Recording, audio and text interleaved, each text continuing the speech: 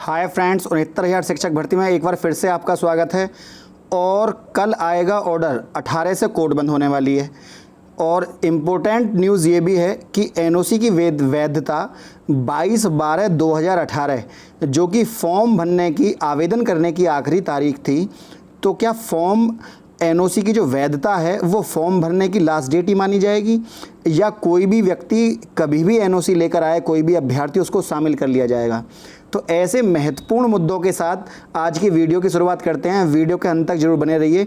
सबसे पहले जो कल ऑर्डर आएगा उसका लेख आ चुका है। सबसे पहले हम उस पर प्रकाश डालते हैं।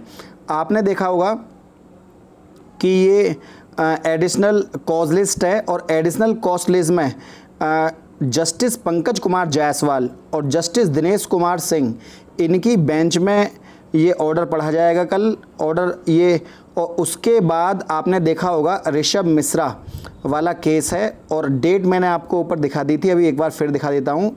फ्राइडे जून 2012।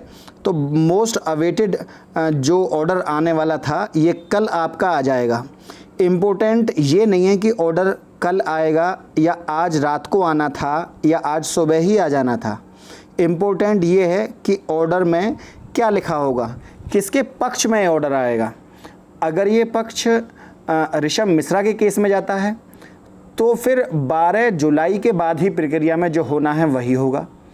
और यदि ये सरकार जीतती है तो सरकार जीतने के क्षेत्र में भी फिर इस पर कुछ मॉडिफिकेशन के लिए सुप्रीम कोर्ट में ऑर्डर लगाया जाएगा, और उसके बाद फिर इसमें प्रक्रिया आगे बढ़ेगी। लेकिन फिर उसके बाद 18 से कोर्ट बंद है, और 18 से कोर्ट बंद हो जाएगी। उसके बाद फिर आप समझ लीजिएगा जो भी होना है 12 जुलाई के बाद, और जो यूजीसी की रिपोर्ट आएगी उसके बाद ही चीज़ों का एक महत्वपूर्ण तथ्य देखने के लिए मिलेंगे कि इसमें भर्ती में होना क्या है।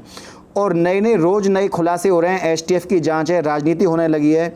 जो राजनीतिक पार्टियां हैं वो भर्ती को उन्होंने व्यापम घोटाले से और सबसे बड़ा उससे जोड़ के स्कैम जो हुए हैं भारत में, उनसे जोड़कर इसको देखा है। लेकिन बहुत ही कम लोग ऐसे हैं जो चाहते हैं कि भर्ती पूरी हो जाए। एक भी व्यक्ति, एक भी राजनीतिक दल का नेता इनमें से ये कहने वाला नहीं है कि 1,46,060 अभ्यर्थी पास हुए हैं तो, और आपके प्रदेश में लगभग 2.25 लाख से भी ज़्यादा जगह खाली हैं, 1,82,000 जगह खाली हैं, तो आप इन सभी का चयन क्यों सुनिश्चित नहीं करते जब इतने अभ्यर्थी पास हुए हैं? और फिर 1,40,060 में से, 1,40,060 में से जब सारे ही अभ्यर्थी वेल क्वालिफाइड हैं, और इनमें से कुछ बच्चे ऐसे हैं जो फर्जी तरीके से चयन लिए हैं, उनको इस भर्ती से जब बाहर कर दिया जाएगा, और आप यदि इनमें से निचोड़ देखें बच्चों का, तो ज़्यादा से ज़्यादा 1.25 लाख होगा। फिर भी 70-72 पद शिक्षकों के उत्तर प्रदेश में खाली रहने वाले हैं। तो आप समझ सकते हैं कि 1,46,060 पदों में से लगभग पूरे 1.5 लाख से ही पद हैं, थोड़ी बहुत ही 4-5 हज़ार की कमी है। तो इतने पदों में से यदि आप 25-30 हज़ार पद उनके निकाल भी दें जो फ्रॉड तरीके से आए हैं, फर्जी तरीके से आए हैं। कोई भी नेता, हर नेता को स्कैम और सीधा टारगेट करता है मुख्यमंत्री को। कोई भी, चाहे वो प्रियंका वाड्रा हो, चाहे वो मायावती हो, चाहे अखिलेश यादव हो। तो जो इन राजनीतिक दलों से बिलोंग करने वाले नेता हैं, मैं उनसे ये कहना चाहूँगा कि आप इस स्कैम पर अपनी रोटियां सेक रहे हैं, या आप ये चाहते हैं कि बच्चों का भविष्य उज्जवल हो। किसी का कम गुणांक भी है, कोई ये कहने वाला नहीं है कि किसी बच्चे का कम गुणांक है लेकिन वो पास हुआ है, उसने परीक्षा को पास किया है बहुत बड़े महत्वपूर्ण अंकों के साथ, जरूरी नहीं है उसकी एकेडमिक अच्छी हो। ऐसी स्थिति में उसको नौकरी यहाँ दी जाए, क्योंकि पिछली बार आपके पास ये लोग नहीं थे। मुख्यमंत्री योगी आदित्यनाथ जी का बयान मैंने पिछली वीडियो में आपको दिखाया था, जो चुनाव के समय दे रहे थे। उनका बयान था कि हमें योग्य शिक्षक नहीं मिल पाए, वरना हम सभी को भर्ती कर देते। तो इस बार तो आपको योग्य शिक्षक कम से कम भी 1,40,060 मिले हैं। इनमें से उनको, जो फ्रॉड वाले हैं, उनको निकालने के बाद आप बाकी शिक्षकों को भर्ती करिएगा। किसने मना किया है आपसे? तो ये जो राजनीतिक लाभ उठाते हैं किसी भी भर्ती का, ये चीज़ें गलत है, इनको नहीं होना चाहिए। और हो सकता है इस भर्ती को इतना लंबा खींचा जाए कि चुनाव के समय तक ये भर्ती पूरी हो। लेकिन सरकार की मंशा पर मुझे पूर्ण विश्वास है, जैसा कि सरकार की चाल है और जो सरकार की कथनी है और करनी में अंतर नहीं है। माननीय बेसिक शिक्षा मंत्री भी लगातार प्रयास कर रहे हैं, तो अब तक तो ये उम्मीद लगाई जा रही है भर्ती में कि भर्ती इसी साल होगी और इन्हीं जुलाई अगस्त में इसका फैसला भी आ जाएगा, ऐसा मुझे पूर्ण विश्वास है। और एसटीएफ की जो जांच की स्पीड है, रोज़ आज लेखपाल को, जो लेखपाल पकड़ा गया था उसको जेल भेज दिया गया, और उसके बाद जो डॉक्टर पकड़ा गया था, डॉक्टर की भी तनख्वाह उसकी पहले तो इनके पदों से हटाया गया, इनकी डेजिग्नेशन जो इसकी पोस्ट थी उन पदों से हटाया गया, फिर इनको जेल भेज दिया गया, दोनों को ही। तो आप समझ सकते हैं मामले की गंभीरता को। और सबको प्रेरणा ऐप के माध्यम से इन सबके डॉक्यूमेंट वेरीफाई हो रहे हैं, जितने भी टीचर हमारे यहाँ उत्तर प्रदेश में पढ़ा रहे हैं। तो एक 69,000 भर्ती ऐसी है सबका कल्याण कर देगी और छान कर सबको सच्चाई छोड़ेगी, क्योंकि पुरानी नई सब भर्तियों पर जांच बैठा दी हमारी भर्ती ने। 69,000 शिक्षक भर्ती ऐसी भर्ती आई है कि ये स्कूलों में अब योग्य शिक्षक ही छोड़ेगी।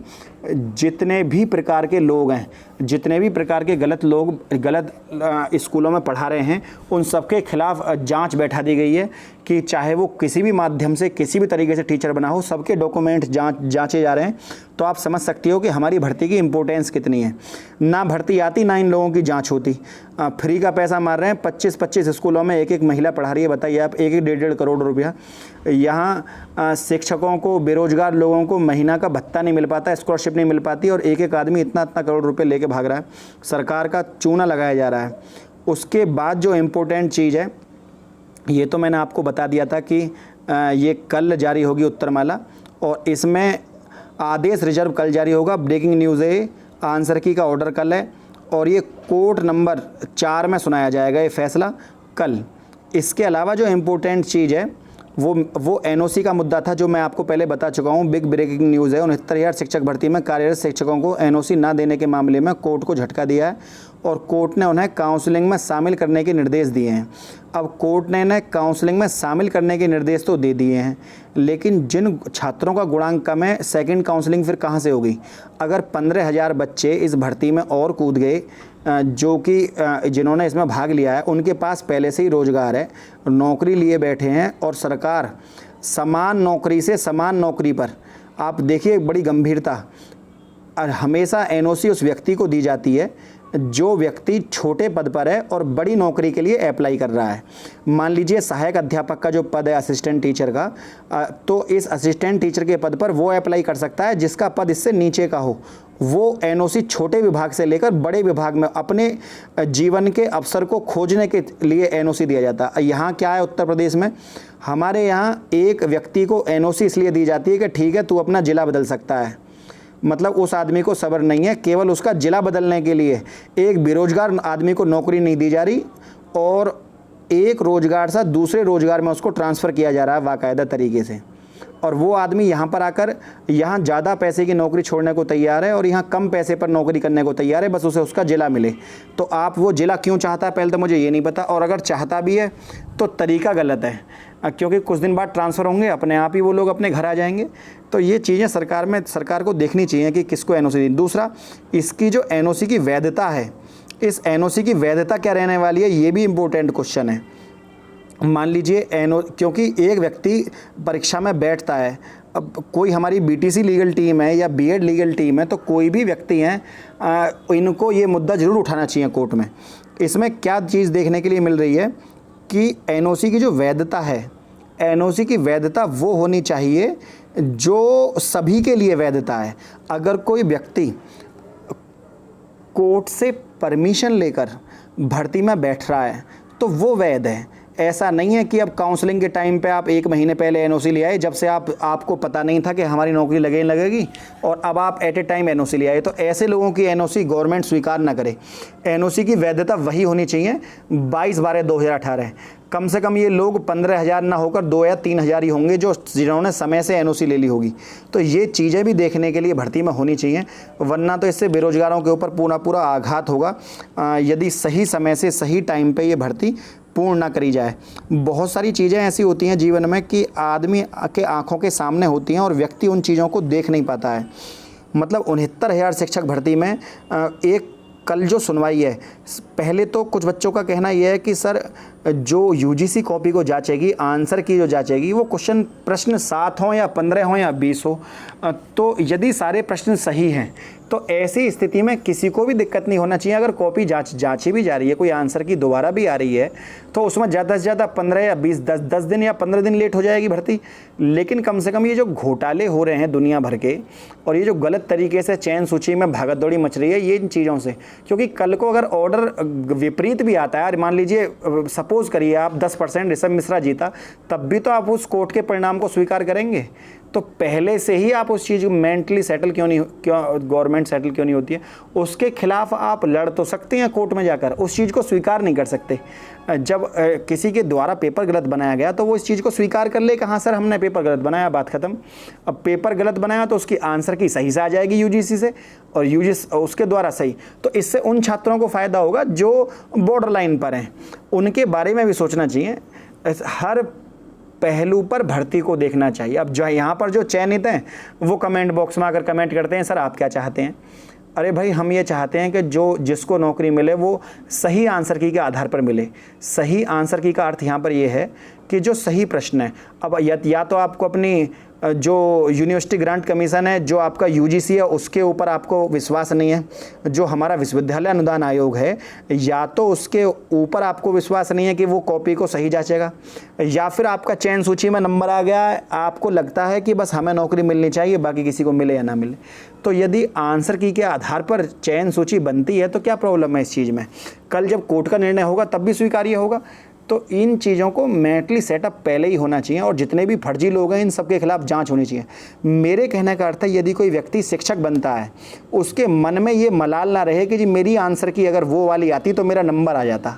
न्यायपालिका के प्रति और सरकार के प्रति उसके मन में रोष नहीं होना चाहिए। जो बच्चा भर्ती हो वो नंबर 1 क्रीम बच्चा पैदा हो, जो स्कूल में जाकर छोटे छोटे बच्चों को और गरीबों के मजदूरों के बच्चों को वहाँ जाकर पढ़ा सके, ऐसा योग्य अभ्यर्थी सेलेक्ट हो। जो योग्य हैं वो किसी भी सूरत में धैर्य रखें, उनका आज नहीं तो कल नंबर आएगा। जो अयोग्य हैं वो बेवजह भर्ती रद्द कराने की बात ना करें, केवल न्याय की बात करें। बस मेरा यही आग्रह फ्रेंड। वीडियो यदि अच्छी लगी हो तो वीडियो को लाइक शेयर सब्सक्राइब करना ना भूलें। आज के लिए इतना ही। जय हिंद, जय भारत।